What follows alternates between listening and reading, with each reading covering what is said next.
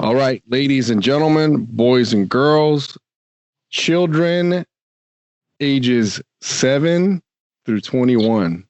I guess I could call a 21-year-old a child, Pyurēti. But welcome again to another episode of the Ed Namrok Podcast. And joining me today is a very special guest. I want to call you an R&B artist. Is that correct? That is correct. I am an R&B artist. Pyurēti. Welcome, Pyurēti, to the show. Thank you for being on, Pyurēti. Thank you. And okay, let's plug in some stuff before we get to, chatting about different things. But if I read correctly on the Instagram and all the social media handles, so April 29th is the single that's coming out, which is Fragmented. Is that correct? That is correct. Available everywhere. Who's by? That is for who's produced by? I don't know this type of stuff. P-Dub. P-Dub Production. Yeah. P-Dub. All right. Shout out to P-Dub. All right. Awesome. And this is the single that will debut before the actual album, which is on May 29th. Actually, just to be clear, the track is a P-Dub production. The actual song is written by Pyurēti herself, and the actual production of the song is J919 Records, Salam Salam. Oh, wow. Pyurēti, you write songs? Yes, I write all my material. Oh, man, that's a rare find, to be honest with you. It really is, to be honest. I mean, I've been in the music game for a while, too, but May 29th is the entire album that's titled Pure Harmony. Yes. Is that correct?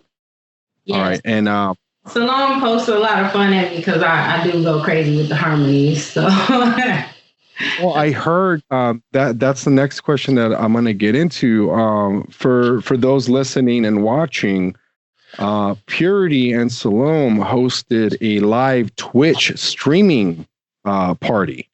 It was just you two in the studio playing all the tracks back, and everybody was commenting. You guys I actually had a really good response rate. I was very impressed. But tell me about your experience with that first live Twitch streaming. I know you know the platform, obviously.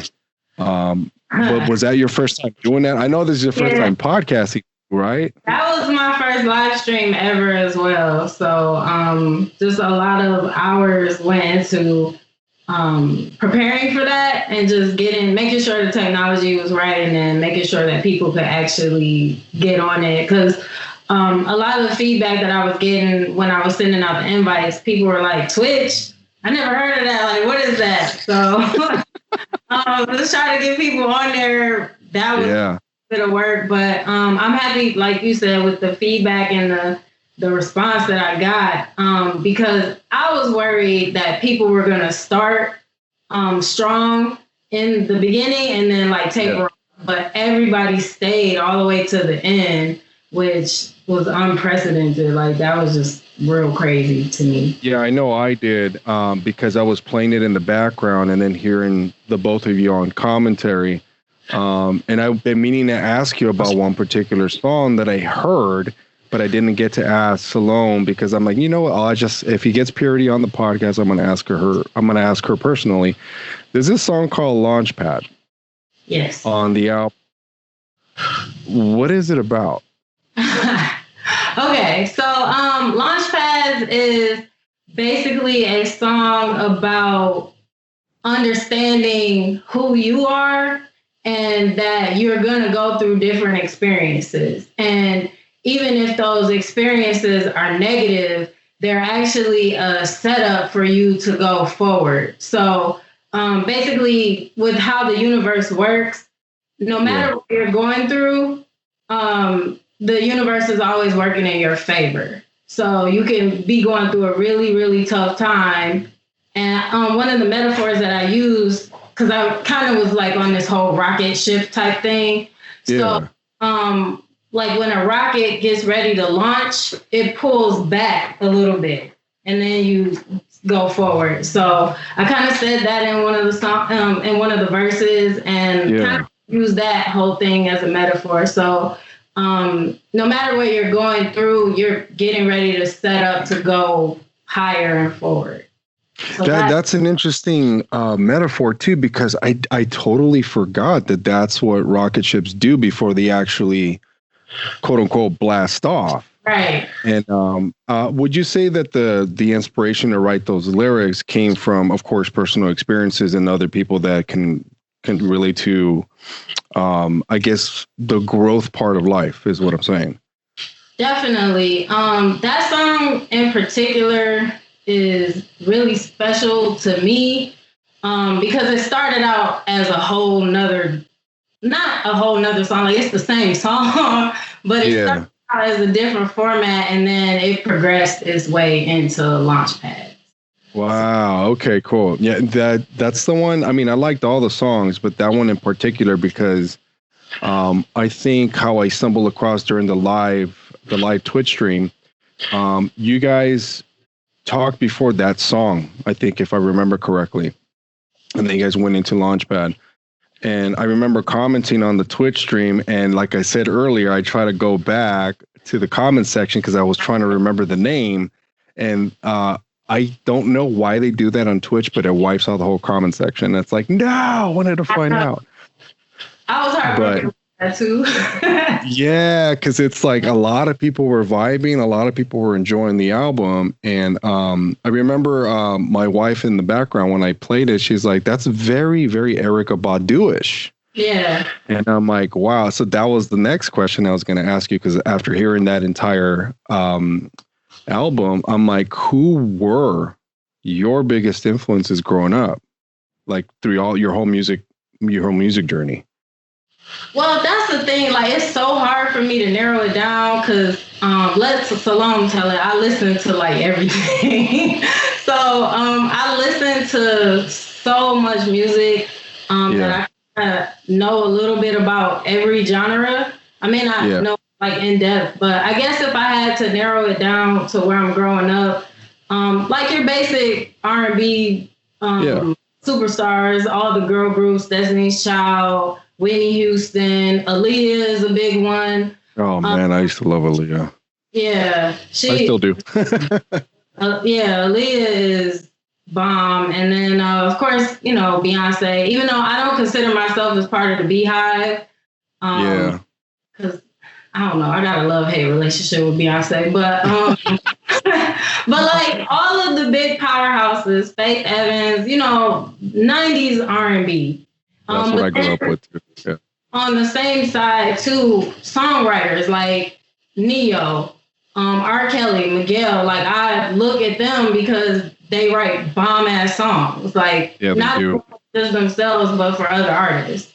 So, That's interesting because as much as people don't realize it, that a lot of these big influences made it big, some of them actually contributed back to up and coming artists, which I think for a while there, I remember talking about this in another podcast a long time ago. The art of giving, the art of contributing to help somebody else was forgotten for a while. Everyone's kind of like out to get after each other and kind of one up each other.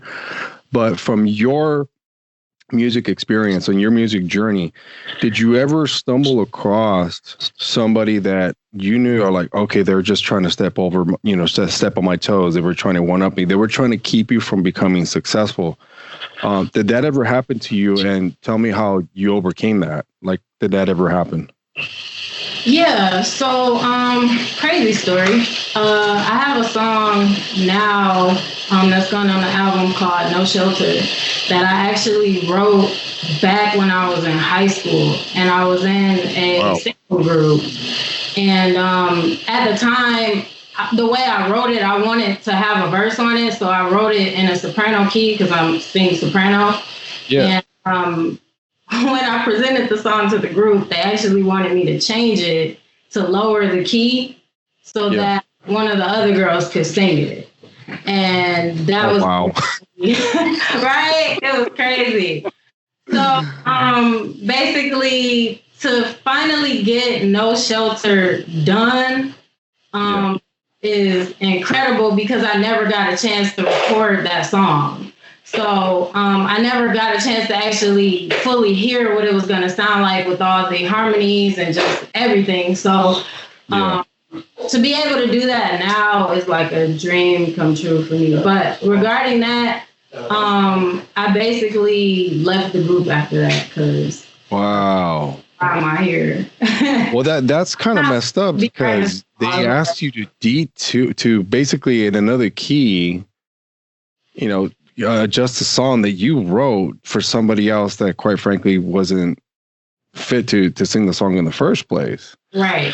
And I don't know if that still goes on to this day, but I know a lot of people who write music, like for example, when they write beats for rappers, I noticed that not everyone likes a particular beats per minute on the song. Not everyone likes a particular lead on the song.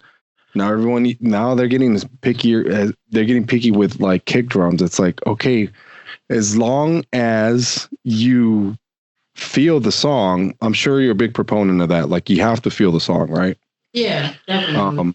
Then you just have at the song, and you know whether it gets whether it makes a cut or not. That's up to the final production to decide. But the other question I would ask is, along with the songwriting process, I know a lot of the young people right now, they experience, I'm pretty sure what you experience in your career too, in your music journey, is called writer's block. When was the last time you had it, and how did you overcome that? Because that's probably one of the biggest obstacles that a lot of people have trouble overcoming. I don't know. Like, honestly, if I hear a beat that I'm feeling, I'll just write something to it. Wow, really? I don't necessarily struggle with writer's block. I mean, does it start with like an acapella? Does it start with you just humming a harmony? Does it start with a lyric? It depends. It depends. So like, sometimes like I drive a lot because I work and stuff. So like, I don't know. I just make up melodies all the time, and then sometimes it develops into a song, and then sometimes I forget it because obviously I'm not recording it or writing it down. Those are the ones you can't lose. Those are the ones you can't lose. But I lose a lot. Like I lose a lot. But then, sometimes they come back. Like they do eventually come back to me. Definitely. But then it depends. Like if I hear a beat and I'm feeling it, it'll just come out. Like I'll just write it. So like fragmented. Heard the beat, wrote the song in one day and recorded it in one day. And wow, that is funny awesome. Because I was having me and Salome were talking earlier today. He's like, boy, to watch you write a song is crazy. Because he's like, you be over there talking to yourself and laughing. And he's like, at first, like it freaked him out because he was like, "Oh, are you talking to me?" And I was like, no. And so he basically kind of said, "Oh, you talking to Pyurēti? Okay, you gonna come back and you gonna have this whole song written out together." And that's literally how it goes. Like, so that's so awesome because I know a lot of people that can't do that, and that to me is a natural sign of people that are born with it. Yeah. For example, I don't know if this has happened to you before, but do you ever hear a sound and automatically it just triggers something in your head to start either humming a melody or writing an entire song? Has that ever happened to you? All the time. Cause like I really love sounds, and it's crazy because I was literally talking about this today. How even when I'm walking down the street, like the leaves, I'm crazy. Like I'll make sure that I step on every leaf that's in my path just so I can hear the crunch of the leaf. Oh wow, you're not alone. That's crazy. I'm crazy. I don't know. Like I just love sounds. So like that happens all the time, and especially if I'm feeling a beat. I'll just write a song like right on the spot. And as I'm writing it, I'm in a space of revising it as well. Because I put a lot of thought into like the lyrics because I want to convey a point. So that's awesome. Yeah. So as far as lyrical content, I know this is kind of like it's funny, me and my other partner that I collaborate with on the podcast, we were talking about like what kind of change we would like to see in the industry, and it all boiled down to lyrical content. It's not so much the sonical aspect. I mean, the sonical aspect of music nowadays, it's wonderful because the technology's there. It's helping everyone sound better. But do you feel that the lyrical content has had a massive decline in the past couple of years? Definitely. And I find that heartbreaking because I'm into lyrics. Like, yeah, me too. To what people are saying on their songs. So that's what's important to me in my favorite, like out of my favorite songs to listen to, like what are they talking about? And that is something that's like major how it's like deconstructed, and it kind of affects me a lot because I feel like most of the music that is out that's popular right now, it upsets me because I just feel like I can make that in 5 minutes. Like, there's no attention to detail. There's no craftsmanship in it. It's just, I'm just gonna just say this because it's the first thing that came to my head. Like, there's no thought behind it. Now, do you think that because do you think just because, I'm not going to call it necessarily mindless because there does require some thought to it to do it. Do you think because of the simplicity, there's a huge market for it? Is that why it catches on so quick? Well, I think what it is people are interested in beats and not necessarily lyrical content. So, for a long, and you know what, as I've grown throughout my adolescence into adulthood and everything like that, I realized that when I was younger, I wasn't listening to anything that was on the track. Right. So as I got older and like my mind started working more, then I became more into like the lyrics and what the people are actually talking about on the song. So I think it has to do with the just the short attention spans that people have. Like, people are not really honing in on anything. So just having something bite-sized, really quick, and a banging ass beat, that's all you need. Yeah, because we're living in a next day delivery Amazon world where you can just at a click of a button, you can just get it right then and there. And then when you can't get it, your order's delayed by 4 or 5 days and you throw a fit because you're not getting it instantly. Right. And that's how I feel, especially hip hop and R&B. That's one of the biggest bone I had to pick, especially with those two particular genres, because a lot of actual aspiring like true artists were struggling with getting their content out simply because they had lyrical content that was very, very good. Right. And I heard really negative things like, the beat just loops. I'm like, yeah, because they're leaving room for the lyrics, like pay attention to the lyrics. So have you ran into that? Let me ask you this question. Have you ran into a lot of young people, and I always sound like the ranting old man, but have you ever run into a lot of younger people that basically say, the reason I don't listen to this type of music, this type of old school music, is because it's too repetitive, or the reason I don't listen to this type of music is because it doesn't have, the right sonical like quality that there is now. What have you experienced though with the youth of today with the current trends of music? Well, just basing it on like my youth, I never listened to what everybody else was listening to, and I don't today. Like, I don't listen to the radio or any of that. I tend to, I guess, get into indie artists and indie music that probably nobody is really checking for like that. They have a following or whatever, but as far as with the youth of today, I don't know. It just feels like they're looking for simplicity. And my issue with that is that they're being told what to like instead of having their own ideas of what it is that they're really into. So, wow, really? Yeah.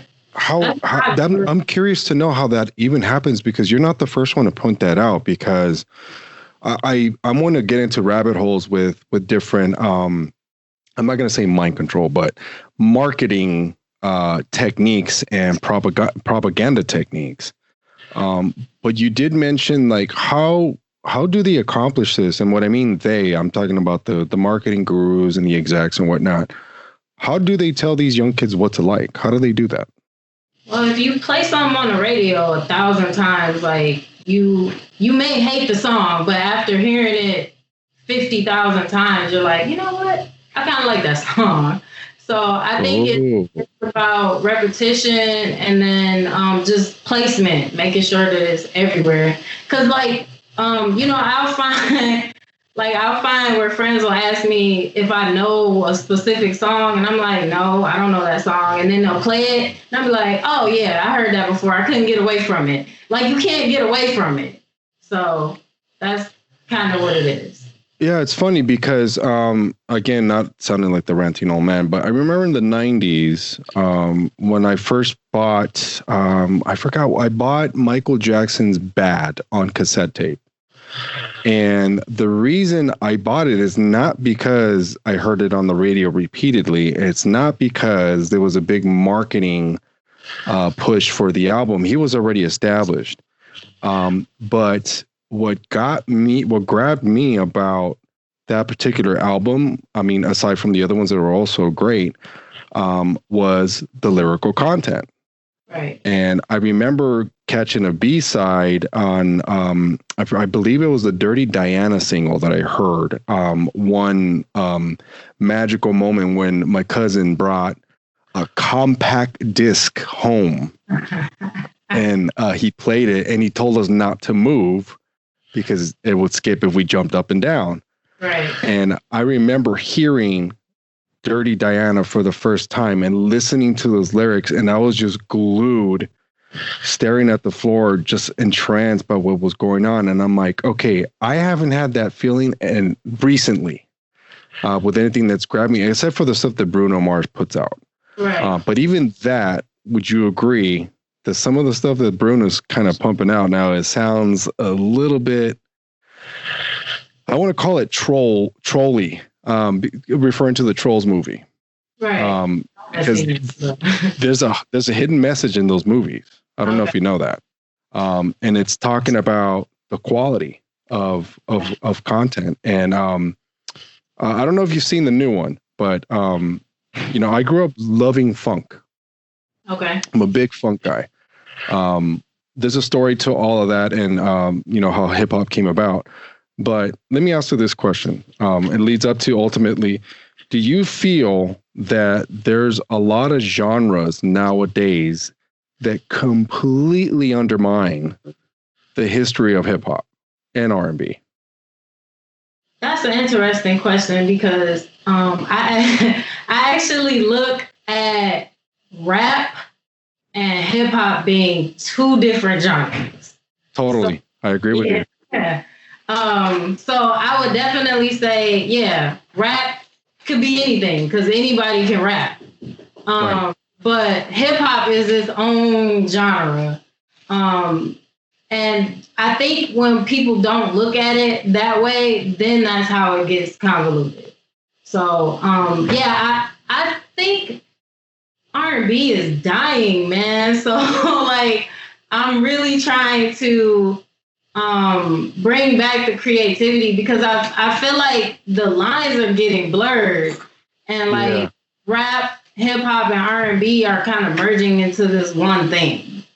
So I think here's the thing. I don't think necessarily it's dying. It's not getting the attention that it used to be because of all the negative things that are coming out now, especially with R. Kelly, and then I think Harvey Weinstein as well had some type of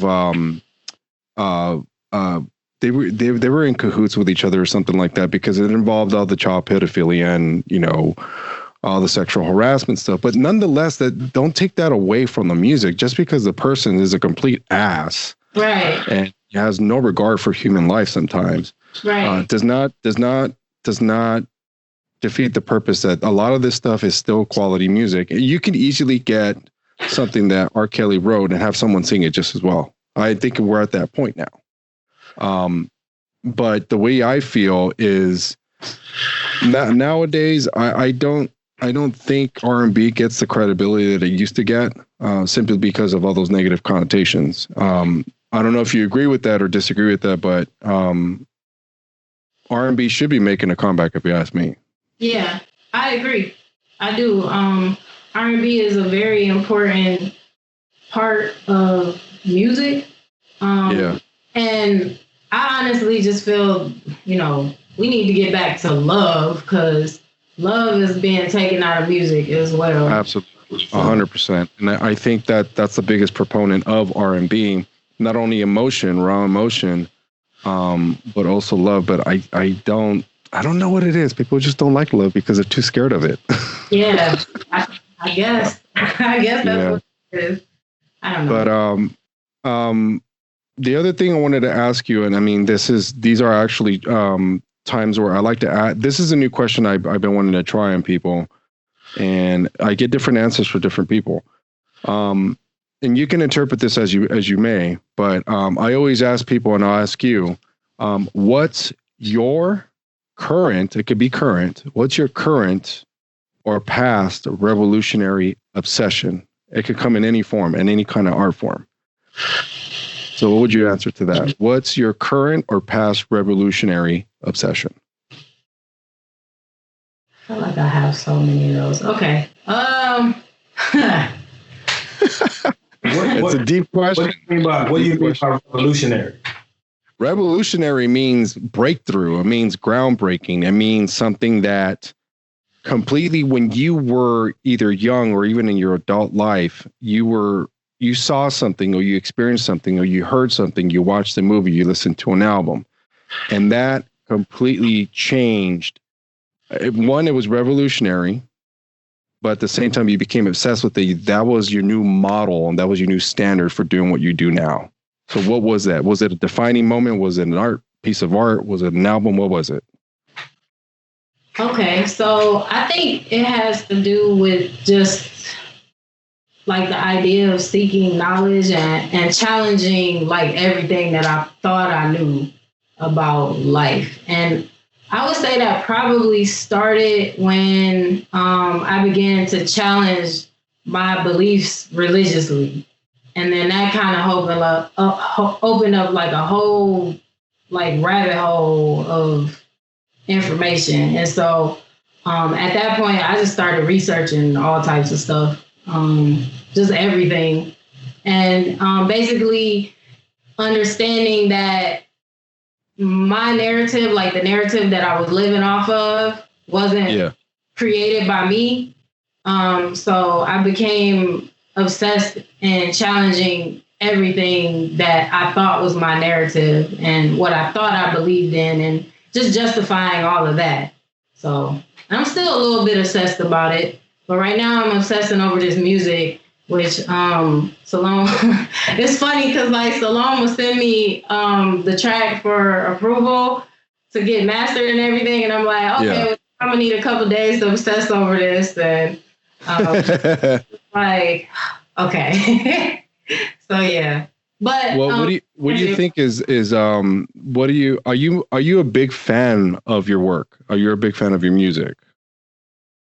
That's such a double-edged sword. Are you a big critic of your music? I'm a huge critic of every song I write. And it's crazy because, like how I mentioned about the repetitiveness of songs on the radio, like I have to listen to a song over and over and over and over again to allow it to grow on me.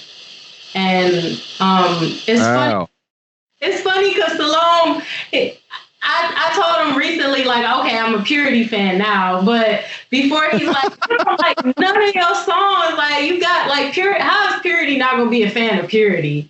And that was like a big thing. But as I've continued to make songs and have just listened to them over and over again, I'm like, okay, I actually really like this song. But it takes a minute. So I'm a huge critic because I'm always listening for the idiosyncrasies or whatever is out of whack, even if it's just a little bit, like I'll hear it. And Salome is always like, ain't nobody listening to that. Like, don't nobody hear it. I'm like, but I hear it, like, and that's important to me. So, yeah. That's awesome. That's awesome. All right. I think the only last thing I like to do is, and I like to do this with every other guest, and this is actually pretty interesting. You ever heard of lightning round questions? Can you elaborate just fast? Okay, so the whole object of the small segment, and it's to kind of get momentum. You got to answer each question as quickly as you can. It doesn't have to be super fast, but I'm going to start off with one question and just keep going and just kind of build off of your momentum. And then I'm going to ask you the very last question. And that's going to basically generate the most genuine and best answer that you're going to respond with. So are you ready? Yeah. Let's go. All right, ready? Here we go. And all right. Texting or talking? Talking. Favorite day of the week? Sunday. Favorite city in the U.S. besides the one you live in? Detroit. Nickname you had in high school. Wait, what? Nickname you had in high school. Baby girl. Last song you streamed. Ooh.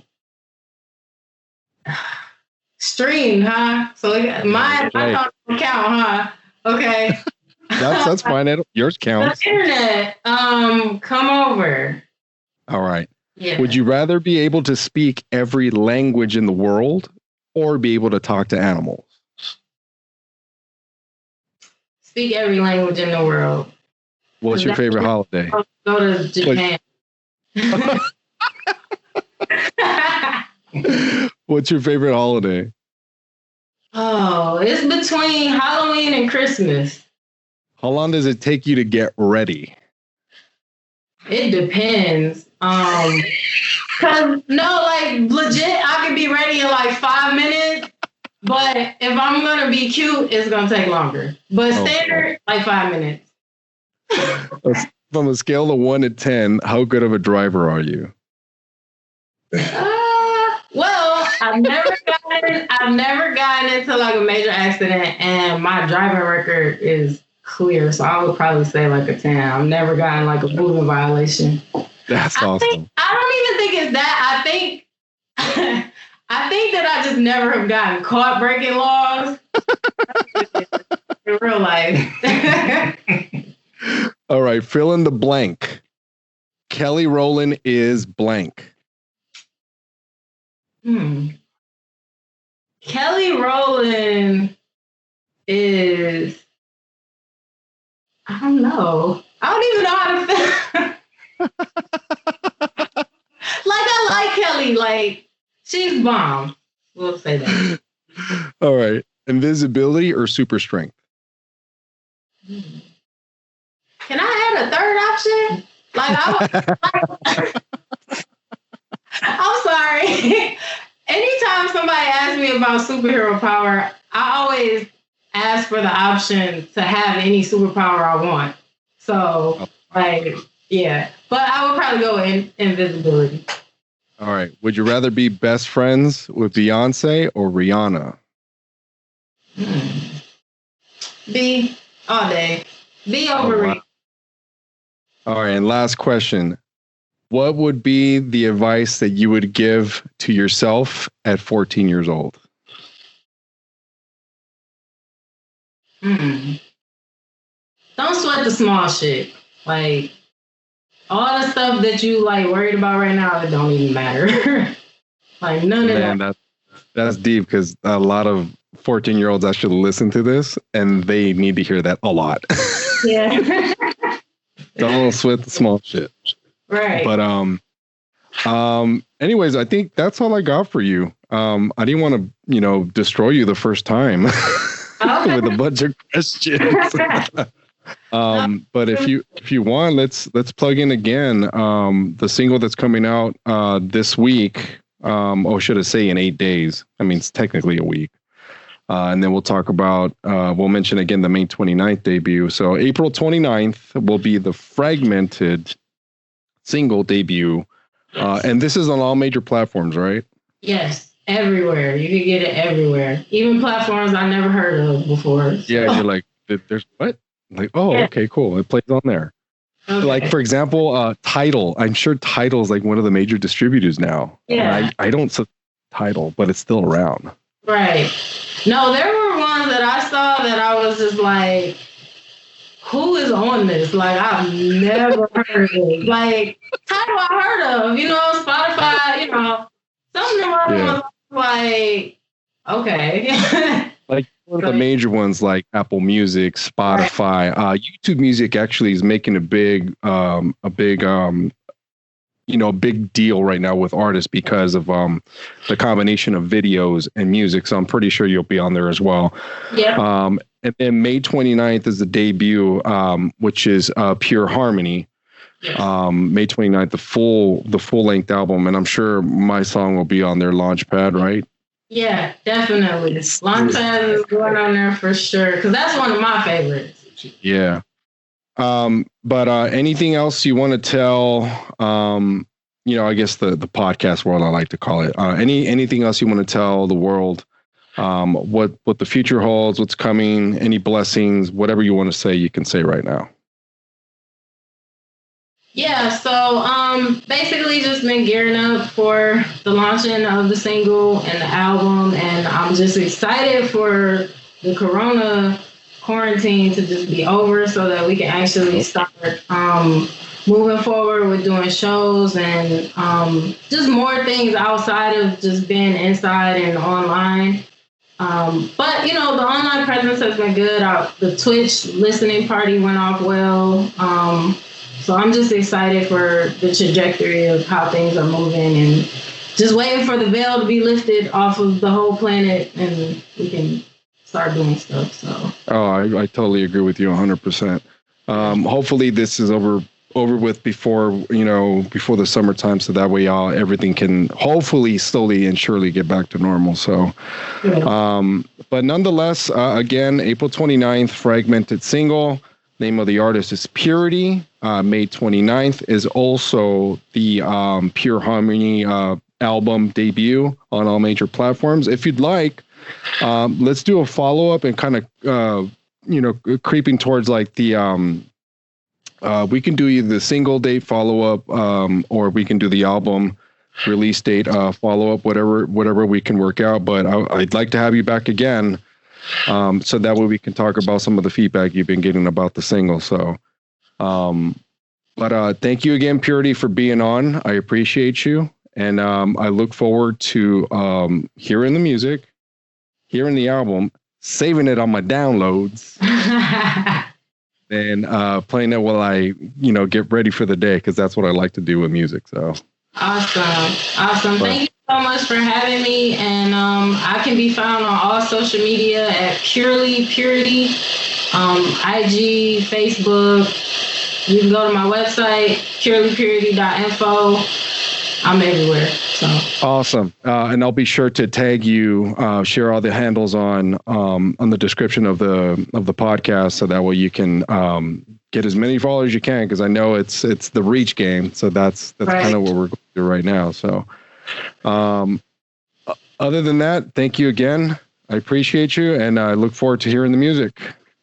All right. And also, I just want to say, like, to all the fans and everybody out there listening to, please help monetize the movement. Like, I'm a struggling artist out here. So Cash App, PayPal, Venmo, Pyurēti. Pyurēti on all. Damn, that's great. So it's Venmo, it's Cash App. There's Apple Pay, there's Google Wallet, you name it. All of it. All Purely Pyurēti. Purely Pyurēti. Yeah, awesome. Pyurēti.info. That's where you go to the website. And, you know, if you want to put your money where your mouth is and, you know, you want to be a part of making the album happen and future albums happen and future singles, you know, go on the website, click, you know, Cash App, PayPal, Venmo, whatever, and $10, $5, $20, you know, whatever it takes. You know, we appreciate it. And awesome. Reciprocate. Just let y'all know. So it's Pyurēti.info? Yeah, and that's the website. Yeah. Perfect. And all the virtual tip jar stuff is basically on there, right? Everything's on the website. Everything you want to know about.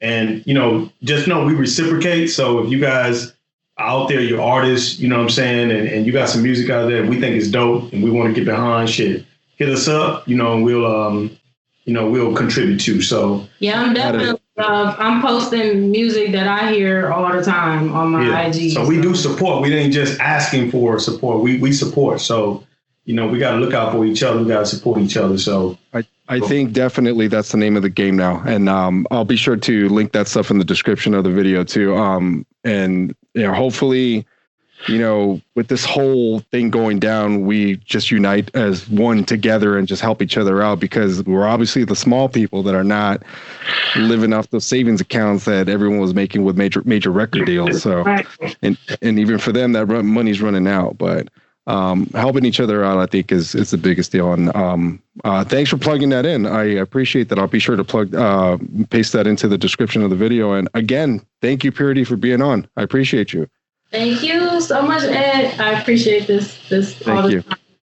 And we'll do a follow-up to see how the single release went about. So okay. All right, bro. All right, guys.